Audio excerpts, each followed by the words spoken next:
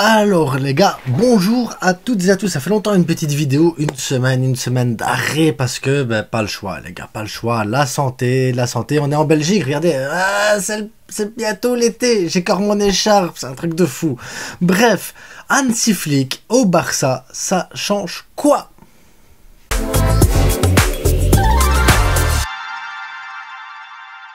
Ah là là, 4-2-3-1, double pivot, Lewa buteur principal, préparation physique, changement de cap, philosophie oubliée, verticalité, tout pour l'attaque. Bref, des tas de questions qu'on peut pas répondre avant que réellement il ait pris ses fonctions, parce que c'est ça la réalité. Est-ce que Hansi Flick a pris ses fonctions? Non. Est-ce qu'on sait comment Hansi Flick va jouer avec les joueurs qu'on a actuellement? Non. Par contre, ce qu'on sait, c'est la communication qu'il y a actuellement autour du Barça par rapport à Hansi Flick. Et même la communication d'Hansi Flick est hyper intéressante. On va commencer d'abord par Hansi Flick lui-même, sa communication. Donc pour lui, tous les joueurs sont indispensables actuellement. Ce qui est pour moi tout à fait logique quand il nous dit Frenkie, Aroro, c'est la clé de mon projet, Ansu Fati, il faut qu'il revienne, c'est intéressant, on va retravailler avec. Tu te dis, ok, oui, en fait c'est une communication tout à fait normale. Aroro, le cœur du projet, les gens ils vont te dire, mais oui, c'est un défenseur, il court vite, il sait défendre dans son dos, il est physique, oui, la relance, ça pêche un peu en leur relance, mais c'est pas grave, oui, ça pêche un peu dans le QI intellectuel, le QI foot qu'on appelle ça, mais c'est pas grave parce qu'il court, il donne. Frenkie de Jong, il fait la toupie, mais dans un double pivot, il va jouer plus haut parce que là, il va jouer plus haut et tout. Donc voilà, Fati va revenir, il va refaire les entraînements et tout.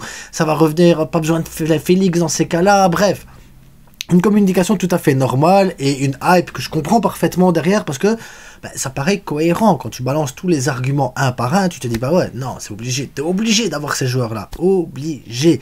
Mais c'est une communication qui est pour moi marketing et essentielle dans le sens où si tu vends pas les joueurs, imaginons Aroro, tu le vends pas parce qu'il prolonge, tu dois le garder au top de sa forme. Pareil pour Frenkie de Jong, pareil pour Fati. Si tu n'arrives pas à les vendre, que tu les gardes dans ton staff, dans ton équipe, et que derrière tu t'en sers pas parce que justement ils ont des manquements, ça va te coûter de l'argent, ça va servir à rien et ça va embrouiller le vestiaire. Donc la communication pour moi elle est bonne.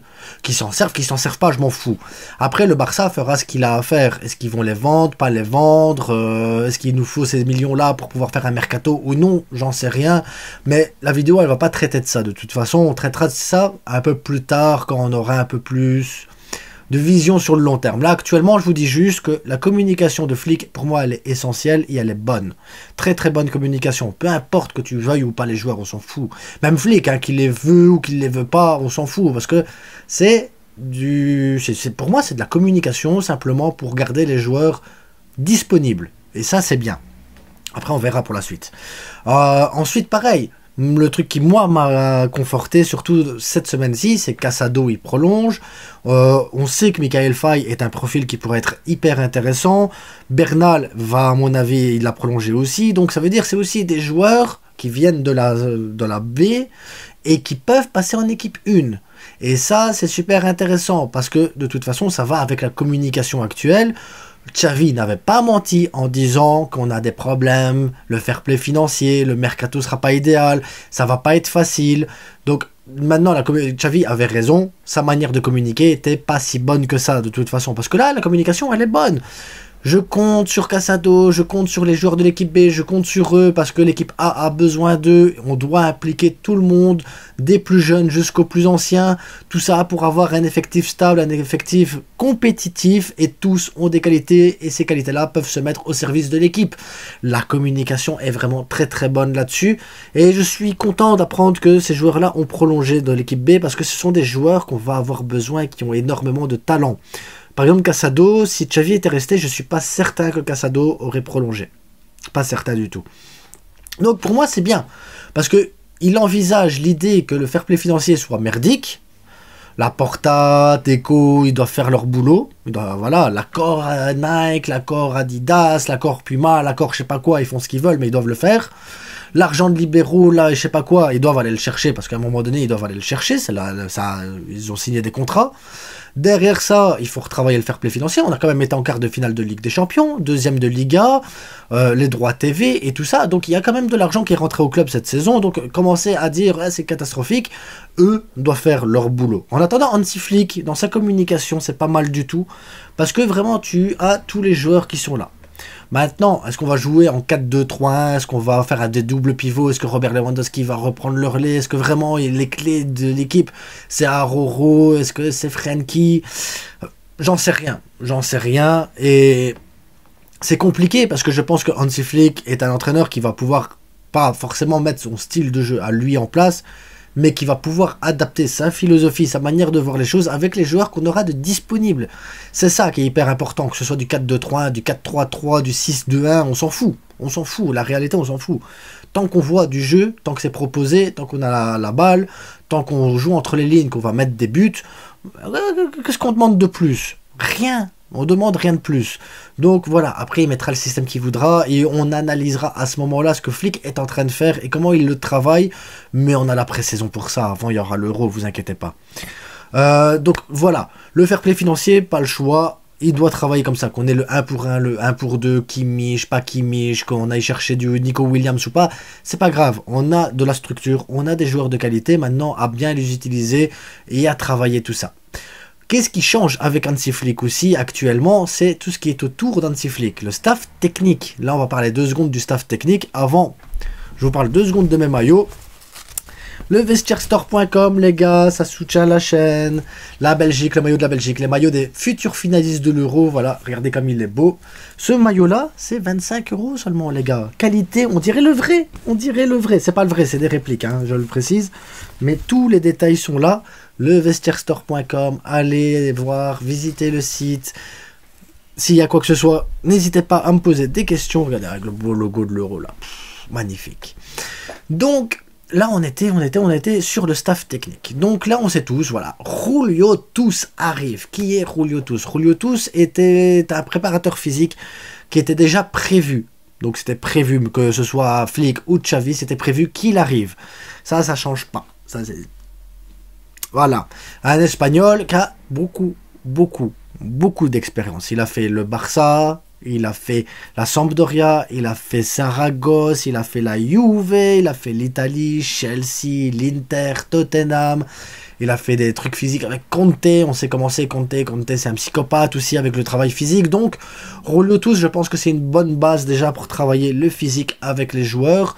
Ça sera mieux que le staff du Qatar de toute façon. Je pense pas que ça peut être pire niveau de préparation physique.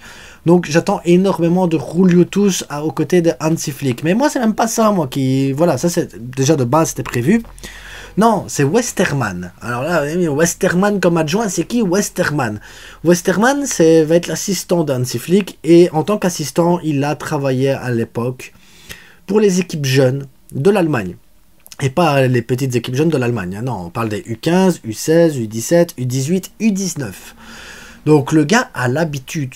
Mais vraiment, l'habitude des jeunes. Et ça, c'est hyper important. Quand on sait que nous, on compte énormément sur la Masia, avoir un adjoint qui peut aller voir les matchs des jeunes, dire tel profil est intéressant parce que c'est ce qui manque dans l'équipe 1 où Flick dit voilà, il me manque ça et ça. Est-ce que ces profils-là, on les a en équipe B? Oui ou non? Par exemple, il nous manque un ailier gauche. Est-ce qu'on a un ailier gauche dans l'équipe B ou dans les jeunes? Oui. Dani Rodriguez, par exemple. Ah, ben c'est parfait, on a un Dani Rodriguez.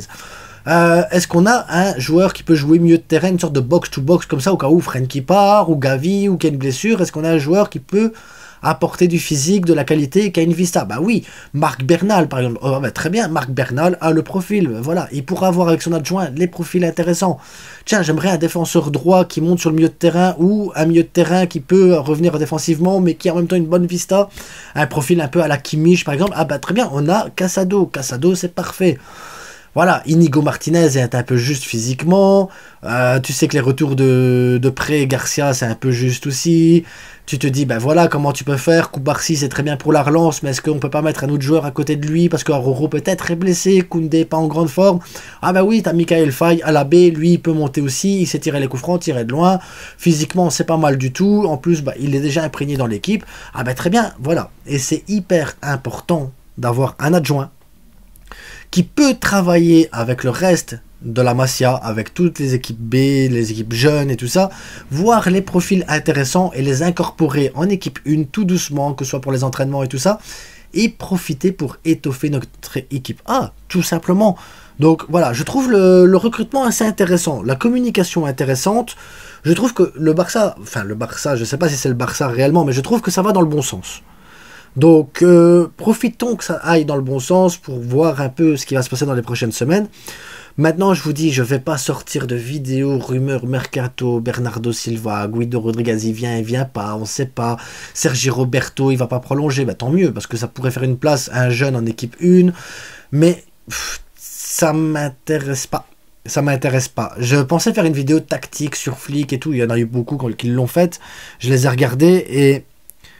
Mais en fait, tant qu'on n'a pas vu Flick jouer avec nos joueurs à nous, j'ai pas envie.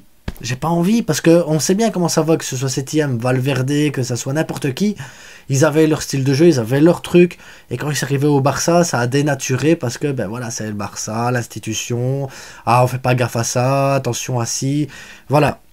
Je suis curieux de voir maintenant le caractère de Flick avec ça. Est-ce qu'il va imposer vraiment son idée de jeu?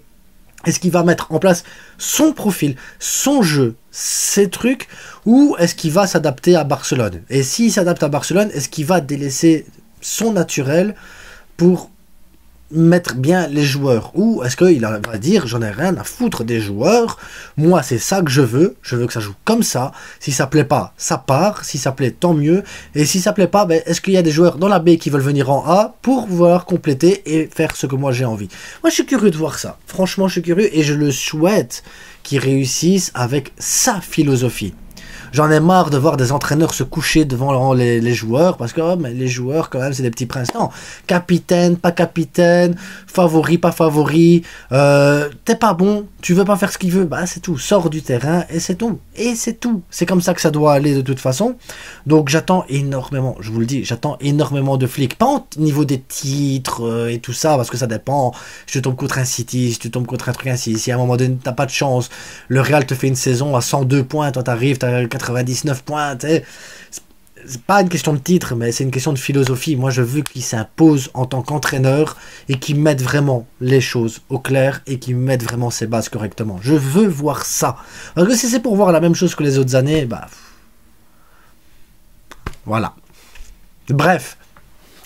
C'est à la fin de vidéo. N'oubliez pas, le plus important, c'est que du foot, les gars. Parce que c'est ça, c'est que du foot. En attendant, je vous dis, on verra bien. On fera des vidéos au moment où ça sera intéressant. Là, pour le moment, moi, ces rumeurs-là, je m'en fous.